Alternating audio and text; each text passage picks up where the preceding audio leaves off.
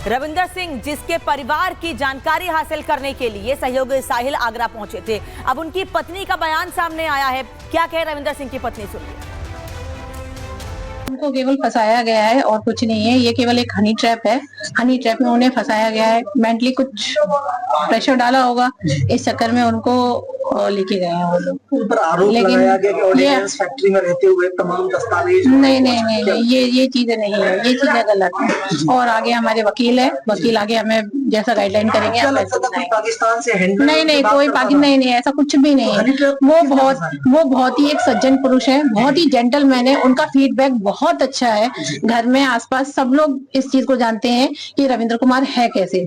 बहुत ही सिंपल और बहुत ही हम लोग मिडिल क्लास से है। तो फंसाया हनी ट्रैप में किसने फंसाया? कौन महिला है, कौन? अब वो महिला है, जेंट्स है, ये तो अभी हमको ढंग से नहीं पता कि कौन है। तो परिवार वाले ही ये कह रहे हैं कि रविंदर सिंह क्या करते थे कुछ पता ही नहीं है। उनकी पत्नी भी ये कह रही है कि कोई जानकारी ही नहीं थी। परिवार को का पता लगाने के लिए, परिवार से बातचीत करने के लिए ही साहिल हमारे सहयोगी वहां पर पहुंचे थे। वहां पर क्या हुआ आपने देखा कि पड़ोसी तक कह रहे हैं कि चाल ढाल से कभी नहीं लगा कि रविंदर सिंह आईएसआई एजेंट हो सकते हैं। गिरफ्तारी पर रिपोर्ट दी है रविंदर सिंह की कि परिवार क्या कह रहा है और इस मामले में आगे और कैसे खुलासे हो सकते हैं।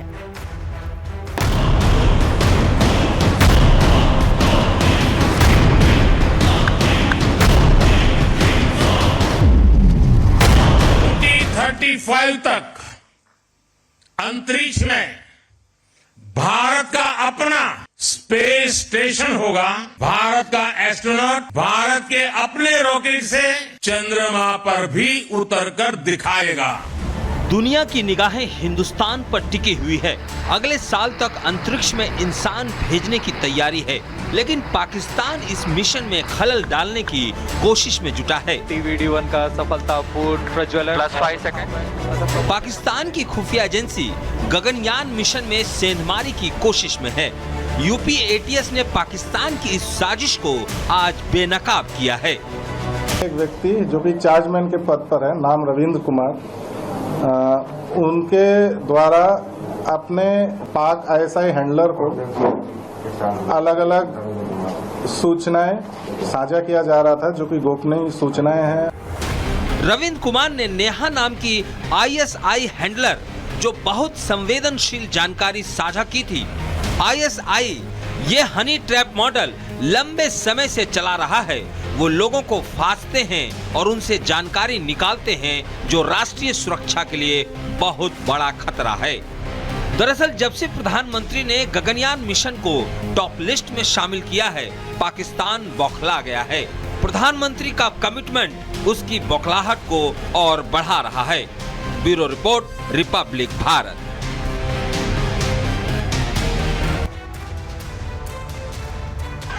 और साहिल आगरा से हमारे साथ जुड़ गए हैं, उनका रुख कर लेते हैं। साहिल, गगनयान की ही जानकारी क्यों मांगी जा रही थी? क्या इसके अलावा भी कोई और संवेदनशील जानकारी रविंद्र की तरफ से दी गई थी? क्या कुछ इनपुट्स? देखिए, गगनयान की कुछ जो जानकारी है रविंद्र कुमार ने ISI एजेंट जो कि हैंडलर है नेहा शर्मा, उसको साझा की थी। इसके पीछे का मकसद क्या था वो फिलहाल अभी साफ नहीं हो पाया, लेकिन यूपी ATS का कहना है कि इससे गहनता से पूछताछ की जा रही कि कितने समय से नेहा शर्मा के संपर्क में था और देश की जो कॉन्फिडेंशियल जो जानकारी है वो कितनी जानकारी जो है अब तक नेहा शर्मा से साझा कर चुका है। और इसी बात का इनपुट था। और 13 तारीख को ATS जो है आगरा के इलाके में पहुंचती है और रविंद्र कुमार को घर से गिरफ्तार करके लेके जाती है। जब इसका मोबाइल फोन खंगाला गया था, मोबाइल फोन के अंदर से ऑर्डिनेंस फैक्ट्री जहां पे काम करता है उसका वीडियो मिला। इसके अलावा कुछ ऐसे डॉक्यूमेंट्स, और जो डॉक्यूमेंट शेयर नहीं करने चाहिए, विदेश मंत्रालय के कुछ ऐसे डॉक्यूमेंट्स जो थे वो नेहा शर्मा को व्हाट्सएप कॉल के जरिए शेयर कर चुका था। तो कहा जा सकता है कि एक हनी ट्रैप के जरिए इसको फंसाया गया। उसके बाद ये खुद नेहा शर्मा से जो था बातचीत करना शुरू कर दिया व्हाट्सएप के जरिए। वीडियो कॉल, ऑडियो कॉल पे बातचीत होना शुरू हुई। तो इससे बात कहीं ना कहीं जाहिर होती है इसके मन में लालच था। लालच के चलते ही नेहा शर्मा से संपर्क में आया। तो पूरी जानकारी जो थी देश की वो नेहा शर्मा से साझा कर रहा था। फिलहाल यूपी ATS का कहना है काफी संवेदनशील मामला है, इसलिए इस मामले को काफी ज्यादा साथी से पूछताछ भी की जा रही है, जिससे जल्द खुलासा हो सकता है कि क्या और भी जानकारियां पाकिस्तान तक पहुंचाई गई हैं। फिलहाल धन्यवाद आपका इस जानकारी के लिए। रुक करते हैं अपनी अगली खबर की ओर। दरअसल खबर अब घुसपैठियों से जुड़ी हुई है, क्योंकि घुसपैठियों पर जब भी कार्रवाई होती है उनको देश से बाहर निकालने करने की कोशिश की जाती है, तब सनातन विरोधियों के पेट में दर्द होने लगता है। वो भी क्यों ना, उनको वोट बैंक का डर सताने लगता है। सियासी रोटियां सेकने वालों को दर्द होने लगता है कि कहीं उनका वोट बैंक चला गया तो चुनाव कैसे जीतेंगे। महाराष्ट्र के मालेगांव में एक बार फिर ऐसा ही एक मामला सामने आया है, जहां घुसपैठियों पर एक्शन लिए जाने पर सनातन विरोधी और वोट बैंक के लालची सवाल खड़े कर रहे हैं।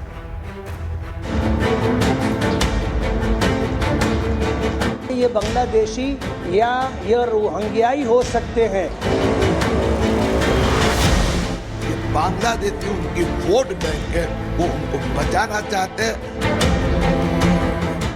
महाराष्ट्र के मालेगांव में वोट जिहाद का मामला एक बार फिर से गर्मा गया है। वजह AIMIM विधायक का आरोप है, जिसमें उन्हें दर्द इस बात का हो रहा है कि यहाँ अवैध रूप से रह रहे बांग्लादेशियों और रोहिंग्याओं के खिलाफ कार्रवाई हो रही है। किरीट सोमैया जब मालेगांव आए और मालेगांव झुग्गी झोपड़पट्टियों में रहने वालों को देखा, तो उनको ये गुमान हुआ कि ये बांग्लादेशी या ये रोहिंग्याई हो सकते हैं। हमारे महाराष्ट्र के चीफ मिनिस्टर साहब से ये गुहार लगाई कि इसकी इंक्वायरी होना चाहिए। यहाँ पर 1000 बांग्लादेशी और रोहिंग्याई हैं। 4000 जन्म दाखले उन्होंने इंक्वायरी के लिए दिए। तकरीबन 3000 से 3200 जन्म दाखलों की इंक्वायरी हो चुकी, एक भी बांग्लादेशी या रोहिंग्याई नहीं मिला। तकलीफ इस कदर है कि विधानसभा में सवाल तक पूछने पड़ गए। मुफ्ती इस्माइल की परेशानी को बीजेपी नेता किरीट सोमैया ने वोट बैंक से जोड़ा है। वहीं मालेगांव के पूर्व विधायक आसिफ शेख ने दावा किया है कि उन्हें हराने में भी वोट जिहाद ही हुआ। जो वोट जिहाद पर जीता जिंदा है, वो उद्धव ठाकरे सेना हो या फिर राहुल गांधी की कांग्रेस हो, उन सबको ये बांग्लादेशी उनकी वोट बैंक है, वो उनको बचाना चाहते हैं। हम देश को बचाना चाहते हैं। मैं जिहाद तो नहीं बोलूंगा, लेकिन बाहर से फंड मालेगांव शहर के अंदर आया और मेरे खिलाफ में यूज किया गया है। मुझे विधानसभा इलेक्शन में हराने के लिए बाहर से फंड यहां पर आया हुआ है और मुझे हराने के लिए यूज किया गया। ऐसे पुरावे, ऐसे सबूत मेरे पास है। मालेगांव में वोट जिहाद को लेकर कई गंभीर आरोप लगाए हैं। दावा किया जा रहा है कि एक एप्लीकेशन पर 1 लाख खर्च करते हैं। महाराष्ट्र में 2,23,000 एप्लीकेशन आए हैं। मालेगांव में 4,000 एप्लीकेशन आए, यानी 40 करोड़ रुपया खर्च किया गया। मैं महाराष्ट्र के विधानसभा के अध्यक्ष नार्वेकर साहब और महाराष्ट्र के मुख्यमंत्री देवेंद्र फडणवीस साहब को मैं एक लेटर लिखने वाला हूं और 12 तारीख की जो तकरीर है उसका रिकॉर्ड तपास कर देखकर मैं डिमांड करने वाला हूं कि इसके ऊपर ईडी की इंक्वायरी लगाओ।